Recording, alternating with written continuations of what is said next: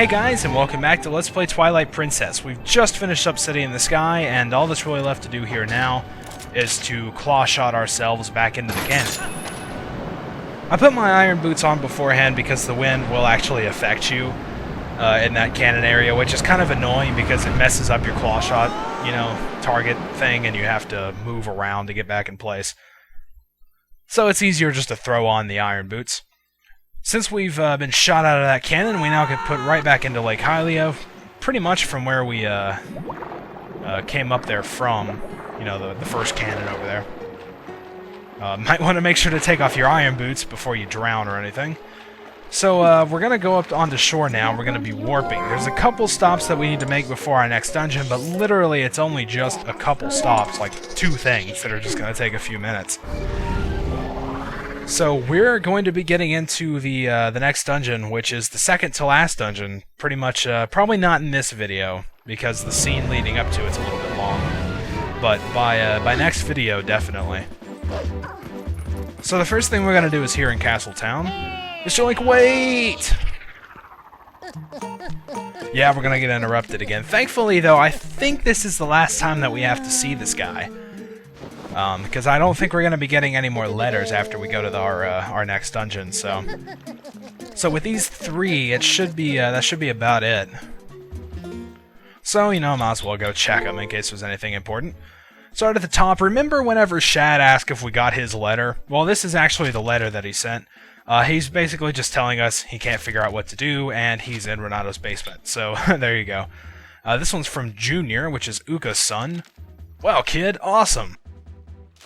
Thanks, I guess. Alright, they're just thanking us for doing the whole City in the Sky stuff and killing the dragon. This one, is actually rather important. It's from Perlo. It says, "Challenge for you, ladies and gentlemen, the Star Game." So yeah, that's what we're talking about here. You notice in the second paragraph, it says, "Even to those of you who have been at once will find all new challenges and thrills." So that's our clue that we can head back there and do some new stuff, and that's actually what we're going into Castletown for. I didn't say that beforehand, but you know now. If you don't remember, the Star Game is what we did once we got the claw shot, just the original claw shot, and we beat the game there in order to get the first quiver upgrade. And of course, we're coming back here a second time, we're going to get the second quiver upgrade, so that's kind of to be expected. And we also have double claw shots now. So let's talk to this guy one more time. "Oh, fine day, I awaited you, good sir. The Star Game created with you in mind, good sir. It's a special arena that costs 15 rupees a shot. Dare you try it?" Yeah, let's do it. So this version of the Star Game is actually a little bit different than the first one. We're still just collecting all those random orbs of light, but the difference now is not iron boots, but rather the double claw shots. We don't have platforms to stand on. Basically, right off the start here, you want to go in these straight lines. First follow the blue, then follow the red, then follow the gold, and then we can follow the blue again. And we got like 4 or 5 with each one of those. Basically, like, each of the similar colors are arranged in a line so that you can get them all like in one swoop. And there's some light blue ones up here, got some red ones. These actually lead up here, I think. And see, I mean, there's a whole bunch of these to collect, but the difference this time is that we actually have quite a lot of time to do it all. I think we started out with like 1.5 minutes, so, we've got plenty of time to actually get all these now. Basically, the real key to being able to do this, like, consistently, though, is to follow those lines at the start. You really want to start by collecting more than one with each little pass. So, that way you have enough time to collect the ones that are left over. If you're just getting like 1 or 2 with each shot, then you probably actually won't beat this in the time limit. So, you did it?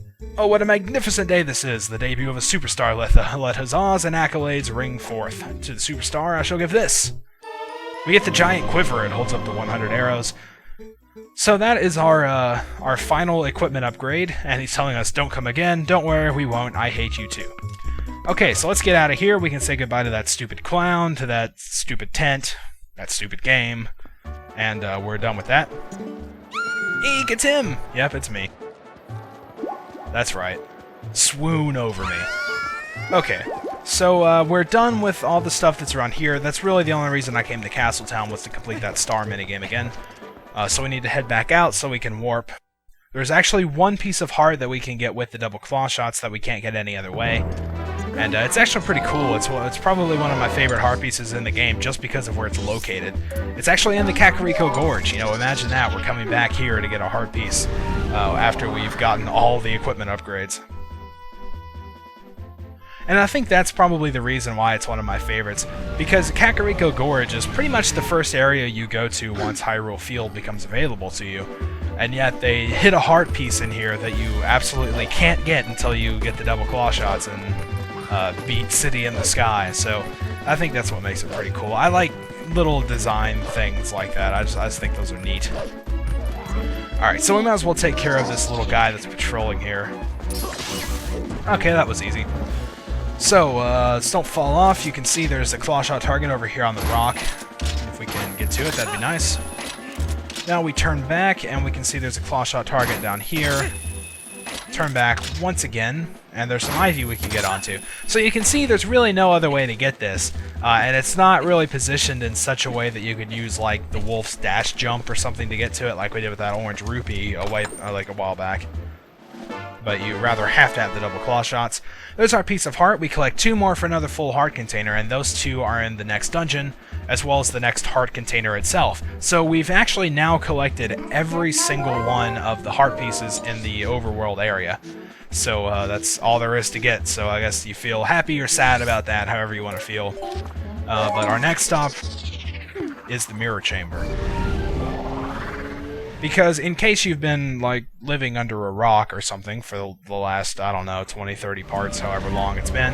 It's probably been more than that, but, oh well, I'm not about to count it out. Our goal has been to collect pieces of the Mirror of Twilight here, and we finally collected all 4 pieces since we started out with 1. We went through 3 dungeons, that makes 4. So now let's come back here and put the pieces together. They kind of spin around a little bit, and eventually fall into place. The mirror lights up again, it's active, and the chains are all glowy. And turn into dust. That's really cool. I like that effect. I think that looks really cool. And that is a giant rock. So now that we've restored the mirror back to its original state, it's activated again, and it's giving us a little portal there. You may remember in a scene from a while ago, Ganondorf actually got banished there. That's the Twilight Realm. So some call our realm a world of shadows, but that makes it sound unpleasant. The Twilight there holds a serene beauty. You've seen it for yourself as the sun sets on this world. Bathed in that light, all people were pure and gentle. But things changed once that foul power pervaded the world. It was all our doing. Who's that? Ah, it's the sages. We overestimated our abilities as sages and attempted to put an end to Ganondorf's evil magic. I hope you can find it in yourself to forgive our carelessness. Oh, Twilight Princess. Wait, what? Twilight Princess? But didn't Midna call Zelda the Twilight Princess? Ah. So that pretty much reveals who Midna actually is. What? So you knew? Alright, now we're going to get a little bit more of Midna's backstory. As a ruler who fled her people, I'm hardly qualified to forgive you. So there's Zant over there on the right, and on the left is somebody. Oh, hey, it's Midna. I see. And she doesn't have that little shadow thing on her head. That's kind of weird, actually, just seeing all of her hair. Because you don't usually see her that way. So apparently Zant came along and actually transformed Midna into the form that we see her now, so we're actually learning just a whole lot. It's like, surprise! You know, Midna's the princess of the Twilight Realm, so they just kind of throw it at you. So she stumbles away after being attacked by Zant, and she still has the shadow pieces that I guess would contain the magic of her ancestors, and she looks rather sinister there. The one fang over there on the right kind of, like, detracts from that sinisterness a little bit, but... So in our world, we've long believed that the hero would appear as a divine beast. We don't really have time to get into the next part of this explanation. This is where Link's going to come into the whole picture, but we're just going to have to find that out next time because we're at 10 minutes. So, until the next part, thank you guys for watching, and I'll see you next time.